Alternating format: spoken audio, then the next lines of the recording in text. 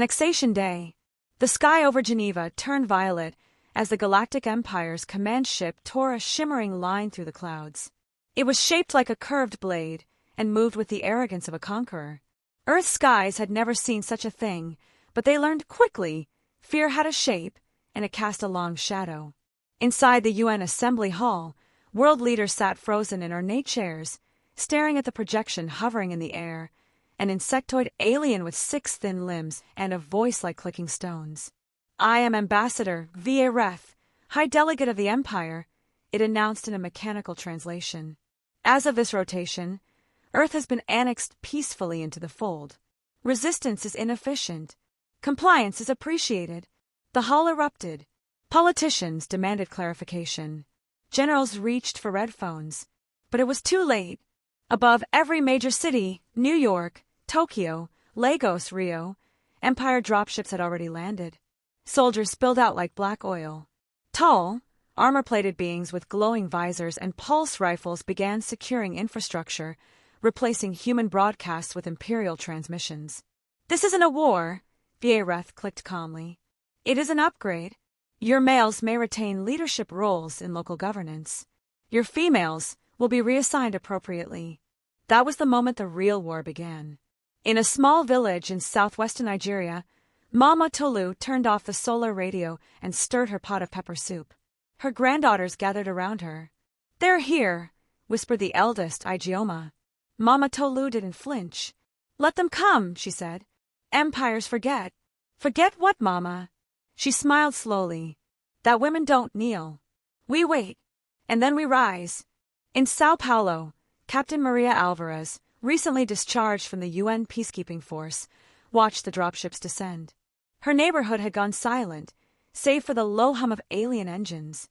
She turned to her niece, hiding behind the curtains. "Listen to me," she said. "I need you to run to the basement and stay there. If they come to the door, don't make a sound." Her niece nodded, scared. Maria grabbed a hunting knife and slid it into her boot. She wasn't a soldier anymore, but she had a war to fight. At MIT's old satellite research station, now defunct and overtaken by weeds, Dr. Arushi Patel stared at the hijacked satellite feed. The Empire's tech was advanced, but its security, arrogant. She cracked her knuckles and began coding. In a refugee camp near Manila, Private Riley Chun, dishonorably discharged for insubordination, climbed onto a pile of rusted vehicle parts. She stared at the Empire patrol, drone hovering overhead. "You think you're scary," she muttered, pulling a wrench from her belt. "Sweetheart, I built scarier things out of rice cookers." By noon, the first act of rebellion began in Lagos. An Empire patrol unit attempted to calm a crowd of women who were protesting the closure of a maternity hospital. Their orders were to push the humans back. Instead, they were swallowed by smoke bombs, pepper powder, and flying cooking pans. In the confusion, someone hacked into their suits and triggered their oxygen filters to loop Beyoncé lyrics at full volume. When backup arrived, they found the patrol zip-tied to flagpoles, bruised, and covered in red palm oil. One had #NotYourQueen scrawled on his helmet. By midnight, a pattern had emerged. In every continent, women were resisting in small, calculated, disruptive ways. Not through brute force, but clever sabotage, strategic chaos, and coordinated communication. They used old tech, radios, graffiti codes, even coded lullabies passed between mothers and children. And always, they were underestimated. Ambassador Viereth received the first reports with irritation. "Contain the female resistance," he ordered coldly. "They're disorganized, fragile, easily managed." He clicked off the transmission. That night, his quarters were infiltrated by a virus. Not a digital one, a physical one. A flower, a single earth-grown lily, placed on his table with a note. "We are not fragile. We are the storm you forgot to prepare for. Earth's women." Somewhere in orbit, an Empire commander grunted. "Humans are irrational." His lieutenant whispered, "The males, maybe. But the females? They're terrifying." The war hadn't officially begun, but Earth's women had. Resistance is female. The world had changed overnight. The imperial flag flew on government buildings, but on the streets, a new force was rising, one they hadn't counted on. Captain Maria Alvarez sat in a dimly lit room beneath the ruins of what used to be a community center in São Paulo. Around her were women from every walk of life: teachers, mechanics, farmers, students, each armed with whatever they could find: tools, kitchen knives, homemade weapons, and fierce determination. Maria's voice was steady. "The Empire thinks they own us. They think we'll be quiet, obedient. They're wrong. We are the daughters of Earth. And today we fight." The women nodded, eyes shining with fire. The word was spreading. Resistance was female. Thousands of miles away, in a cluttered room stacked with old computer parts and cables, Dr. Arushi Patel worked feverishly. Her fingers flew over a keyboard as she constructed a new weapon, not one of bullets or bombs, but of code. The Empire's communication network was vast and heavily guarded, but arrogant. They trusted their AI to run operations, to monitor resistance cells, to keep control. Arushi smiled grimly. "Let's see how they handle a virus named Eve." She released the digital serpent into the Imperial net, an AI designed to infiltrate, evolve, and cripple the enemy from the inside. Within hours, Eve had spread through Imperial systems like wildfire, shutting down supply lines and scrambling command codes. Back on the ground, the women were fighting in every city and village. In the crowded streets of Lagos, Mama Tolu's name was whispered like a legend. She wasn't just a grandmother. Once a guerrilla fighter herself, she now led a network of women who used traditional knowledge and natural resources to sabotage Imperial operations. In the dense forest outside the city, her group coated traps with a potent herbal toxin that made soldiers dizzy and disoriented.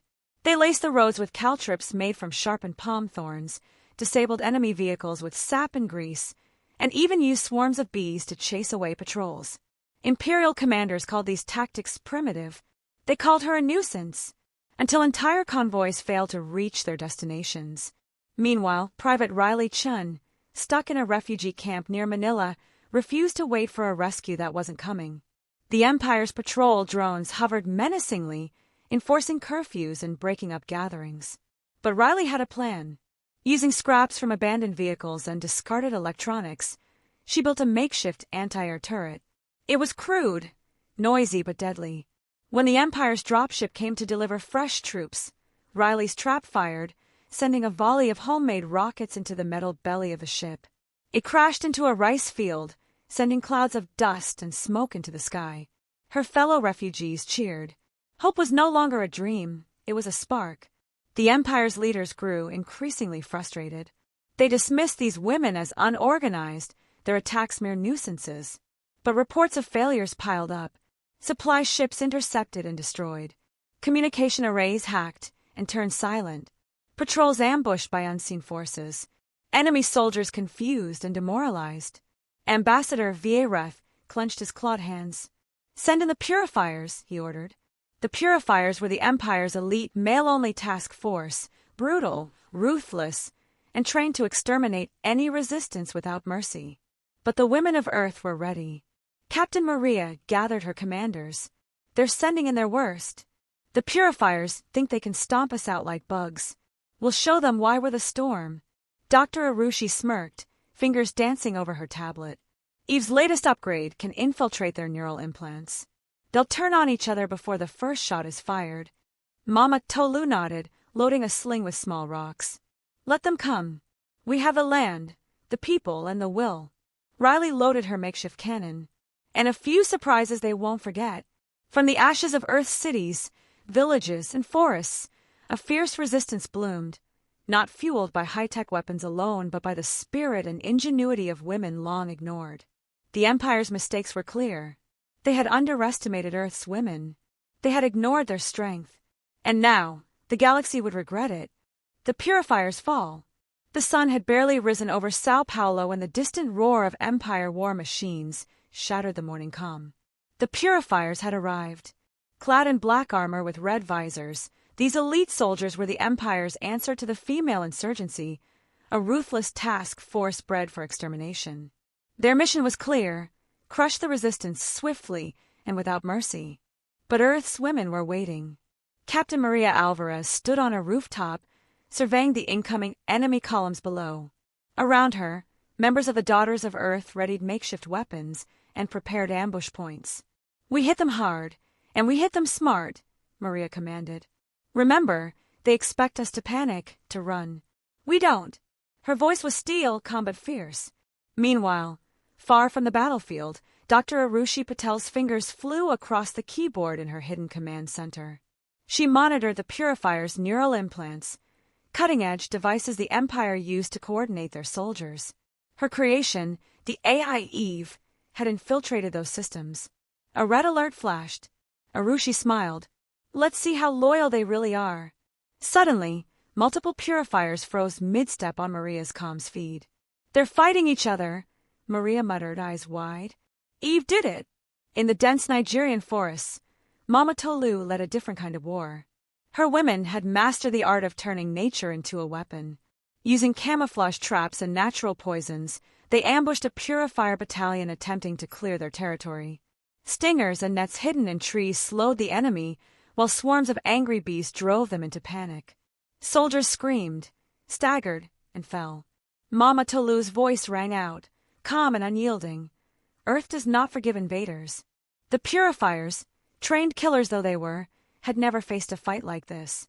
Back in Manila, Riley Chin activated her latest invention.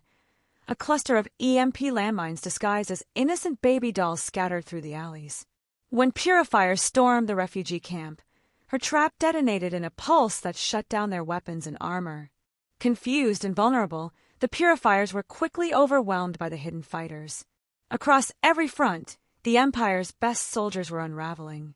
One by one, they fell, not to brute force, but to cunning, resourcefulness, and unbreakable resolve. As the Purifiers' defeat became clear, the Empire scrambled to control the narrative. Propaganda machines worked overtime, trying to paint the female resistance as savages and terrorists. But the truth slipped through cracks in the system. Capture transmissions revealed Purifiers begging for mercy, their armor shattered, their pride broken. In hushed whispers across star systems, the phrase grew, "Never challenge Earth's women." Despite their victories, Maria struggled with a heavy heart. She gathered her commanders in a quiet moment away from battle. "We're winning," she admitted. "But at what cost? I see some of us losing more than just battles." Dr. Arushi nodded. "Eve's growing intelligence worries me. It's learning too fast, sometimes acting beyond our control." Mama Tolu laid a gentle hand on Maria's shoulder. "War must have a soul. Don't lose yours." The Empire, desperate and furious, prepared its final weapon. The Regent, a ruthless warlord known for burning planets and crushing rebellions without mercy, was dispatched with a dreadnought-class battleship. His orders were brutal: glass Earth, end the rebellion, and erase the shame. But Earth's women were ready for him. As the dreadnought loomed in orbit, the galaxy watched. The Empire's arrogance was about to meet Earth's unyielding spirit. The Empire regrets. The dreadnought hung in Earth's orbit like a dark star, an ominous reminder of the Empire's final decree. The Regent, a towering warlord clad in scorched black armor, surveyed the planet below with cold contempt. His mission was simple: crush the rebellion, glass the surface, and make an example of humanity's defiance. But the women of Earth had already made their choice. They would fight until their last breath.